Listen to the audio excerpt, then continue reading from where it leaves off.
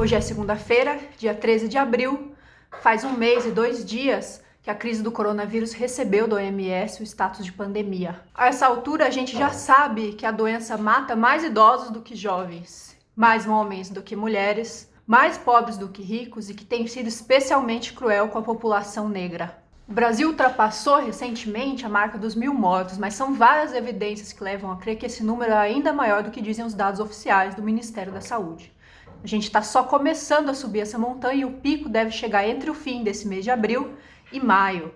Numa entrevista recente ao Fantástico, Luiz Henrique Mandetta, ministro da Saúde, inclusive, prolongou essa estimativa dizendo que a gente pode atravessar o pico, inclusive, no próximo mês de junho. Só que apesar dessa realidade, o Ministério da Saúde tem indicado que vai afrouxar algumas das regras de distanciamento e de isolamento social nos municípios. Já há algumas semanas, a equipe técnica destacada para cuidar da crise do novo coronavírus afirmou que cidades que cumpram alguns requisitos, como, por exemplo, a capacidade instalada utilizada para o combate à doença e um percentual menor de população infectada, podem, aos poucos, colocar em prática algumas regras menos rígidas de isolamento e distanciamento, mantendo só a população de risco em casa, enquanto o restante da população volta aos poucos ao trabalho.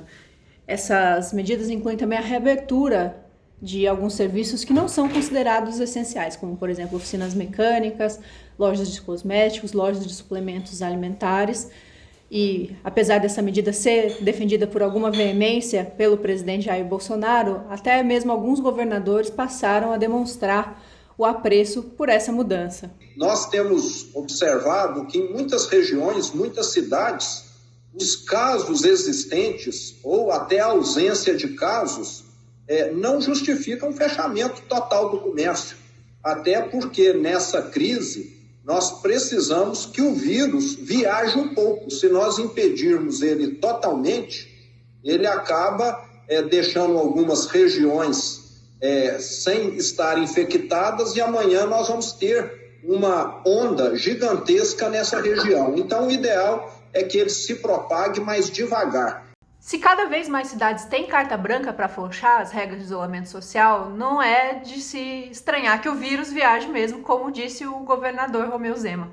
Só que isso não é nem um pouco bom. Eu sou a Thaís Reis Oliveira, sou repórter da Carta Capital, se você ainda não me conhece, e eu vou explicar o porquê nessa segunda edição do Câmera na Mão.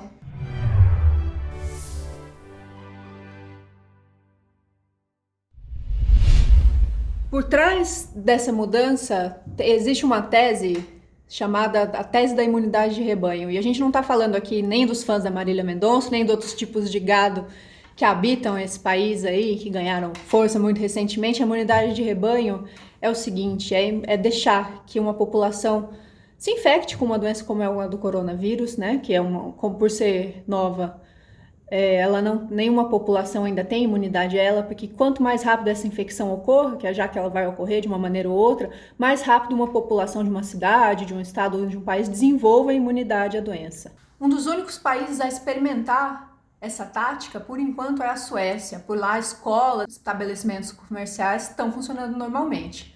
A essa altura, porém, a Suécia tem uma média de 4 vezes mais mortes por coronavírus que países vizinhos do norte da Europa, como a Dinamarca e a Noruega. Diante disso, o governo sueco mudou de ideia recentemente e vai impor medidas mais duras de contenção. Mas será que dá mesmo para confiar nessa tal imunidade ao Covid-19? Para saber disso, eu conversei com o Daniel Dourado, que é médico e advogado especialista em direito sanitário, para tentar descobrir que caminhos a ciência aponta para a gente nessa questão específica.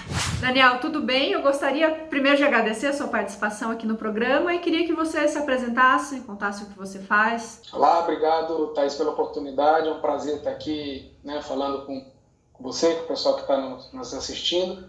Bom, meu nome é Daniel Dourado, eu sou médico, advogado, professor universitário e pesquisador do Centro de Pesquisa, de Estudo e Pesquisa de Direito Sanitário, CPDISA, e do Núcleo de Direito Sanitário da USP, da Universidade de São Paulo. Meu foco é estudo de relacionamento com o direito da saúde, com política pública, política de saúde, política de planejamento e gestão em saúde. E agora, como todo mundo, nesse último mês, parei minhas pesquisas para focar na pesquisa relacionada com Covid-19, com pandemia. A gente agora está focando todo mundo, cada um na sua área de atuação, especificidade, pesquisando, buscando soluções, alternativas para a pandemia que nós estamos vivendo. Dá para falar em imunização para o coronavírus, mas como é exatamente essa imunização e se a gente deve fiar as políticas públicas nessa ideia de que as pessoas que peguem a doença vão estar imunes? É justamente para isso que eu tenho chamado bastante atenção, né? A gente viu aí na semana passada uma entrevista coletiva do ministro da Economia falando de tal passaporte de imunidade, pensando sobre isso. E eu tenho chamado a atenção que é muito cedo e é temerário fazer qualquer cálculo de política pública, qualquer planejamento de decisão política com base na imunidade do vírus da Covid-19. Né? Como eu falei, o vírus é muito novo, né? A humanidade conhece o vírus há pouco mais de 3 meses, a gente não tem elementos ainda para dizer como essa imunidade, se essa imunidade vai ser duradoura ou não, né? Não dá para falar em imunidade definitiva, né? Tenho chamado a atenção que algumas pessoas têm feito um paralelo, teve uma matéria de grande repercussão aí fazendo um paralelo com o sarampo. É uma comparação que não é possível ser feita, né? Enfim, a gente não sabe como vai ser o comportamento do vírus. Eu falei do sarampo. Sarampo, uma doença que a gente já conhece há muito tempo, é um vírus relativamente estável, então a gente sabe que alguém que pega a doença, ou que é vacinado para a doença, adquire uma imunidade, salvo raras exceções, para a vida. Para o novo coronavírus, ainda não se sabe isso, né? O vírus é muito novo, a comparação que é possível fazer é com outro SARS, né? O nome do vírus da Covid-19 é SARS-CoV-2, que é uma referência, primeiro foi chamado de SARS-CoV, da primeira epidemia, que aconteceu há quase 20 anos atrás, e a comparação não é muito possível de ser feita, né? Porque o que a gente sabe é que como se comportaram os outros coronavírus, né? Isso não dá um elemento de decisão para saber como vai ser agora. Pelo contrário, né? Os indícios que tem, e eu tenho sempre chamado atenção para isso, nós que estamos na parte de formulação de política, pensando em elaboração de política pública, a gente tem que ouvir o que os imunologistas, os virologistas estão dizendo. O que eles estão dizendo não dá para afirmar nada ainda em relação à imunidade pós-Covid-19, das pessoas que pegarem. Né? O que a gente tem visto agora na China é justamente uma imprecisão em relação a isso. Né? Saiu um estudo recente, há poucos dias, que acompanharam pacientes que se recuperaram da Covid-19 e se notou que boa parte desses pacientes, 1/3 dos pacientes, não tinha uma taxa esperada de anticorpos, né, que é o que garante imunidade no organismo, que é esperada pós-infecção. E alguns não tinham nem anticorpo detectável. Então, assim, não dá para saber, né?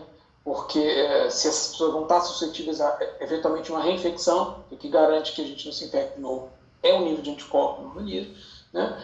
Então, tomar decisão com base nisso, repetindo, né, o que eu falei, é muito preocupante. E esse conceito de imunidade de rebanho que tem sido comentado por líderes, por médicos, o que exatamente é imunidade de rebanho e como alcançá-la? Olha, imunidade de rebanho é o nome que a gente costuma dar para quando uma determinada infecção contamina uma quantidade de pessoas na população e as pessoas ficam imunes a isso. Né? Qual é o fator de preocupação em relação ao Covid? Primeiro foi por isso que eu acabei de falar. A gente não sabe ainda se essa imunidade vai ser duradoura. Quem pegou o Covid vai poder se reinfectar ou não? Não sabemos, é muito cedo para fazer qualquer afirmação em relação a isso.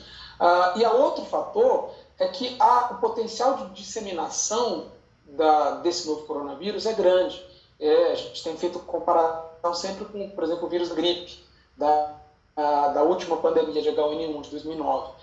O coronavírus ele tem um potencial de disseminação bem maior do que o daquela gripe. Né? Ou seja, ele alcança mais gente. Né? Isso significa que uma quantidade maior de pessoas vão precisar ser infectadas até que a epidemia chegue em equilíbrio. Como é que acontece isso? Né? Quando a epidemia de um vírus novo começa, um agente infeccioso qualquer começa, ninguém tem imunidade. Então ele potencialmente pode infectar toda a população. Esse é o elemento dos mais importantes para entender essa pandemia. Ninguém tem imunidade ao vírus da Covid-19. À medida que ele vai infectando, cada pessoa que está contaminada, ele tem menos gente que ele pode contaminar, porque algumas pessoas já estão imunizadas. Né? De novo, partindo do pressuposto que vai haver uma imunidade por um certo período. Provavelmente vai haver, não sabemos quanto tempo ainda. Né? Então vai chegar um momento em que vai ter uma quantidade de gente que já está imunizada, e esse equilíbrio entre quem está imunizado e quem está contaminando, chega a um ponto em que a epidemia para, né? Ele deixa de ser uma epidemia, o vírus pode continuar circulando, mas ele deixa de ser uma epidemia porque ele entra em equilíbrio, né? Ele não fica mais aumentando essa curva ascendente como a gente está vendo agora da Covid-19. Qual o problema da imunidade de rebanho, especificamente no novo coronavírus, né, na Covid-19?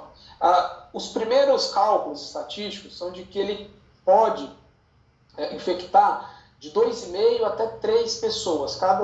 Cada infectado tem possibilidade de disseminar esse vírus para 2,5 a 3 pessoas. Né? Isso é uma aproximação feita a partir dos primeiros amostragens, na China, né, na Coreia do Sul, etc.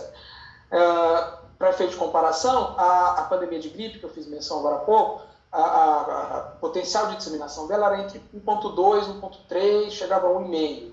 Né? Ou seja, cada indivíduo infectado, ele contamina uma pessoa, né, em média. Esse equilíbrio geralmente é encontrado quando essa relação entre pessoas infectadas é próximo de 1. Quando uma pessoa só contamina 1, a partir daí começa a declinar. Então ele acaba a fase epidêmica e o vírus, o agente infeccioso, continua circulando, mas disseminando menos. Né? No caso dessas projeções iniciais, ficou bastante famoso aquele grande estudo feito pelo pessoal da Imperial College, né, de Londres. Eles usaram vários fatores, né, 2,4, 2,7, enfim, para achar esse equilíbrio. Para haver imunidade de rebanho, né, numa estimativa conservadora da Covid-19, no mínimo 60% da população precisaria estar infectada. Né, como ninguém tem imunidade, ou seja, ele vai começar a declinar quando atingir essa chamada imunidade de rebanho, que, no caso dele, seria aproximadamente 60%. Cada epidemia vai depender muito da característica do vírus e da potencial disseminação. Então, esse 60% não é uma coisa que serve para todos os vírus, diferentemente do que tem se pensado por aí. Ele é pensando especificamente nas propriedades dessa epidemia. Então, e aí volta na questão da imunidade. Não tem imunidade, ou seja, 60% pode ser contaminado. Mesmo que haja uma letalidade baixa, né, que agora, no começo a gente achava que era muito baixa, mas agora a gente já vê que é maior do que da gripe, da H1N1, é maior do que a da gripe sazonal, da influenza B, que está circulando agora de novo. Mas vamos dizer, uma estimativa conservadora de 0,5%, já considerando que há subnotificação. Né? Se 60% da população pega, com a mortalidade mesmo baixa, é muita gente. Sim, né? Muita gente vai morrer. Então, assim, não é o tipo de decisão política que pode ser tomada. Né? Não é por outro motivo que nós vimos aí o primeiro-ministro do Reino Unido, lá, Boris Johnson, que agora, infelizmente, está internado por conta disso. Saiu do UTI, inclusive. Alguns países começaram com uma política dessa, como a Holanda, né? A própria Suécia, né? Que a gente tinha mencionado. Quer dizer, não tem como garantir que isso vai acontecer sem colocar em risco as pessoas. A única maneira, né? Enquanto não temos vacina, numa perspectiva otimista de desenvolvimento da vacina em torno de 1 ano, já bem otimista, né? Considerando que se entenda rapidamente a imunidade, não tem outra medida numa perspectiva coletiva, né, que não seja isolamento social. Né? Da perspectiva individual, a gente tem higiene, né, lavagem de mãos, etc., evitar contaminação, máscara para não contaminar o ambiente, mas do ponto de vista coletivo, como política, a única medida é isolamento social. Né? Por isso que está sendo chamada a atenção, por isso que isso precisa ser muito enfatizado agora nesse momento. No Brasil agora, pelo que a gente tem acompanhado da curva, a curva está em ascensão. Nós estamos falando aqui no dia 10 de abril, não é momento de relaxar o isolamento social. Agora é momento de intensificar e segurar o isolamento social. Né? Então a gente precisa prestar muita atenção nisso agora e cobrar, né, das autoridades aí que levem isso muito a sério. Eu acho que o Daniel deixou muito claro porque é tão perigoso deixar que o vírus viaje pelo Brasil afora, né? 3/4 da população brasileira hoje depende exclusivamente do SUS. Só que menos de metade dos leitos de internação que a gente tem disponível no país todo até agora pertence ao SUS de fato. E essa distribuição, além de pequena, é muito desigual. No Amazonas, por exemplo, cuja capital, Manaus, é a cidade mais próxima de um colapso desde a chegada do coronavírus ao Brasil, essa taxa é só de 0,98 leito a cada 10 mil habitantes. No Rio de Janeiro, que é um outro estado que está enfrentando situação de emergência, essa taxa chega a 3. Então, enquanto a gente não tiver uma saída definitiva para conter o vírus e certeza de que a gente pode, de fato, lidar com os problemas de saúde que essa pandemia acarreta, não tem como arriscar. Não tem como arriscar. As cidades que afrouxarem o isolamento cedo demais, muito provavelmente vão voltar a ter casos de coronavírus. Enquanto a gente não tiver uma vacina ou um remédio comprovadamente eficiente, uma região vai voltar a passar o coronavírus para outra. A gente pode estar falando de uma cidade, de um estado, de um país, entre países. Então, o melhor que a gente tem a fazer agora é ficar em casa para que todo mundo possa passar por essa pandemia da maneira mais acertada possível. Tudo indica que a gente vai viver ondas de boas notícias, ondas de más notícias, ondas de recessão, ondas de recuperação. Enquanto isso, o ideal é achatar a curva para que todo mundo possa ser atendido com o devido respeito, com o devido cuidado e para que menos pessoas morram por essa doença. Então, eu acho que a mensagem que fica é não acreditar em nenhuma fórmula mágica, não acreditar em nenhuma teoria maluca. A ciência a respeito do coronavírus está caminhando, né? Então a gente não tem ainda nenhuma questão comprovadamente eficaz contra o coronavírus que não sejam as medidas de distanciamento social e de higiene que o Ministério da Saúde, que a Organização Mundial da Saúde, que os estados responsáveis, que prefeitos responsáveis têm reforçado. Então é isso, espero que vocês tenham gostado dessa edição do programa, deixem aí o seu comentário, se inscrevam no canal também para acompanhar as próximas edições, me digam o que vocês gostaram, o que não gostaram, que outros assuntos vocês gostariam de ver abordados aqui. Eu agradeço muito a audiência e até a semana que vem.